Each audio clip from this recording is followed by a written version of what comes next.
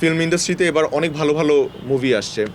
আমি নিজে পার্সোনালি বরবাদ দেখেছি, জঙ্গলি দেখেছি, fantastic movies, I loved it.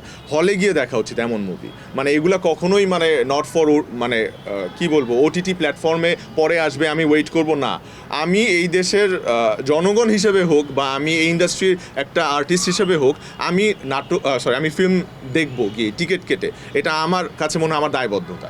So এবং আমি এটা অ্যাপ্রিসিয়েট করবো। যেমন আমি জঙ্গলি দেখার পর আমি অনেক বড় একটা পোস্ট দিয়েছি সিয়ামকে নিয়ে, আপনারা হয়তো বা দেখেছেন, যে ও যে কষ্ট করছে এটা আমি স্ক্রিনে দেখতে পাইছি।